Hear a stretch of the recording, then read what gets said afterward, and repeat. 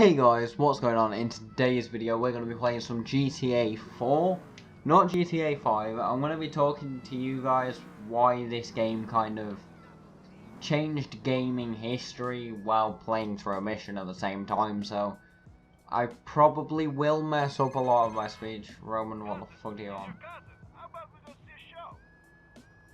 No, he didn't actually ask me to go bowling for once. Well, like, this game, for me personally, like, this game came out when I was about 7 or 8. And yes, I did get it, and yes, I guess you could say as a child, that's what fucked me up. Well, it didn't. I haven't murdered anyone yet, or sold drugs, or stabbed anyone's children, or anything like that. Or set anything on fire, that one is a bit of a hit and miss, but yeah, so more to the point. Like, GTA for me personally, GTA 4 more than like San Andreas, kind of changed games for me a lot. Just like how it was going from like little shitty games to this, like just the attention to detail and stuff they put into it.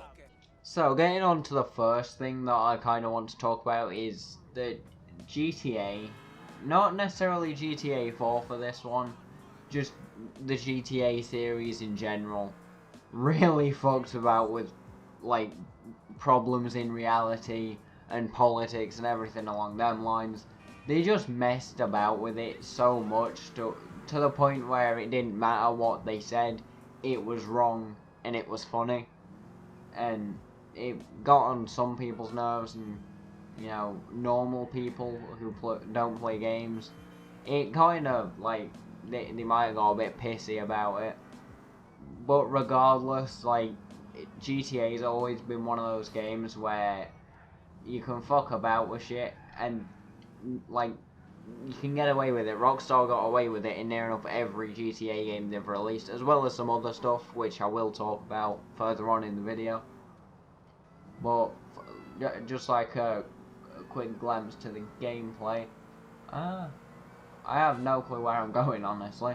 It's been a while since I played this game. Me and one of my friends, he has been in a couple of videos, Morgan, you might know him. And why is there so many cops around here? Jesus. But yeah, me and my friend realised that the game was in the store, so we bought it. Alright, let me through. Thanks. Cheers, pal. Yeah, so I bought the game, and so much nostalgia just from the music at the start and like the entry cards to the game. Oh fuck. Alright, I'm fucking coming for you, cunt. Anyway, it's like the next thing along with like what GTA like did just as the game series. Mainly wanting to focus on GTA 4 because it is like the first GTA, I guess you could say, I played. Your tires are popped, bitch. Why is he driving so slow? I understand I popped his tires and all, but Jesus.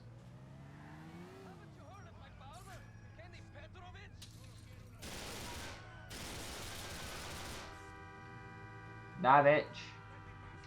Anyway, GTA 4 didn't do this first, but it's kind of like one of the more original sandbox. I forgot I popped the tire on this.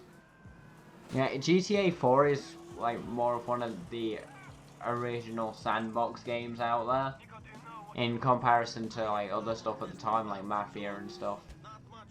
Right. It's not a...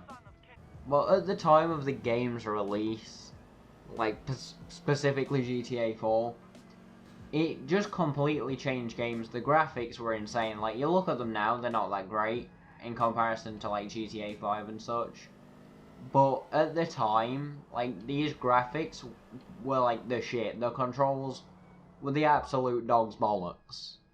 And the stuff that you could do, like, you could go bowling, you could play pool, you could go see something in the theatre, just stuff like that. Little things what got added into this game completely changed how games have developed, and it is like more specifically this game what changed a lot of games in the future. Like GTA 5 GTA 4 was more like San Andreas, or if it was more like GTA 3 or Vice City, it'd be completely different. Like GTA 5 would probably take place in, like, God knows where. Right, so I know this one is like an absolute fact that GTA 4 brought out DLC into the game. What was something you could buy on the, I believe you could buy it on the Xbox 360 store. Anyway, like, GTA 4 was the first game to do this. It brought the introduction of DLC, like, to a game where you could download it and it'd be a completely different story. You had the Ballad of Gay Tony, and you also had The Lost and Damned, I believe it was called, which was the biker DLC for GTA 4. And, like, just having 2 more games, and I know that if you went to, like, a shop to buy the games, like, I went into Game when I was younger, or at that point I think it might have been Game Station, and you could just go in and buy the Ballad of Gay Tony and The Lost and Damned as a separate disc, or you could buy it as an additional DLC to the game, which to me is a big difference, because it's like an extra 2 GTA games what take place on the same map, if you understand where I'm coming from. And no game did that before. This beautiful place in front of me kind of leads me on to the next subject, I guess you could call it, which is GTA, specifically, well, I wouldn't say specifically GTA 4, but GTA 4 did it more, because in GTA San Andreas there was a hot coffee mod, and if you don't know what that was, basically porn in GTA San Andreas. And in this game they kind of brought an Easter egg called, well, if you get far enough into the relationship with Michelle, you can go in for coffee. Some of you may know what coffee is. Some of you may know what, well, some of you may know, some of you may not know what coffee is.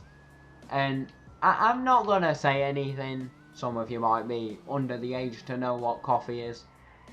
And I'm not on about literal coffee. Now I say it like out loud and I can hear myself, it sounds a bit weird. But yeah, they introduced going in for coffee. And then there's also nudity. Like, there's literally fucking strip clubs and shit. And I believe GTA 4 was the first to introduce this, to get away with the nudity, like, as a strip club thing. I know that some cutscenes in, I believe it was Vice City, or it might have been GTA 3, that there was a guy walking around naked and shit, and just random naked moments like that. But GTA 4, I believe, was the first to introduce the strip club, and obviously now we have it in GTA 5, and you can see some titties! But the amount of racism, sexism, nudity, all that makes GTA, and everyone, including your gran, knows about the brutality of Grand Theft Auto, and no doubt all of them have heard of it. I know my family members, like my older family members, they've even heard of GTA, and they barely know how to use the internet, so that just says it all, really, doesn't it? And the level of detail was really upped in GTA 4. Like, some of the cutscenes are just fucking brutal. You just walk up to someone, pop them in the face.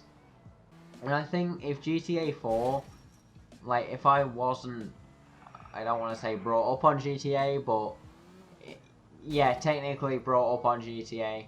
Oh, I'm stuck in here now, aren't I? Shit. If I wasn't brought up with or around GTA games, I don't think, like, I'd have the same outlook on games as it is.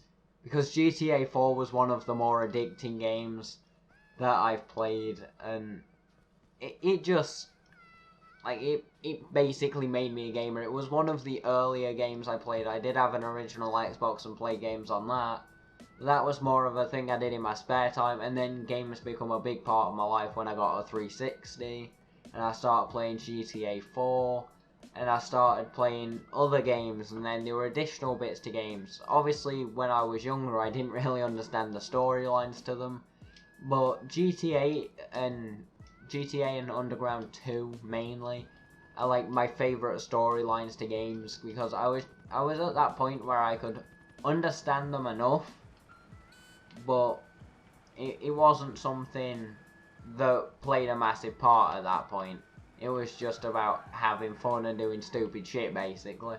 Just comment what your favourite GTA game was, or, you know what, scrap that. Comment your favourite game of the previous generation, like 360 and like PS2, PS3, stuff like that, before the newer generation consoles came out. So if you guys have enjoyed this video, like, comment, subscribe down below, as you always do, and I'll see you guys in the next bloody video.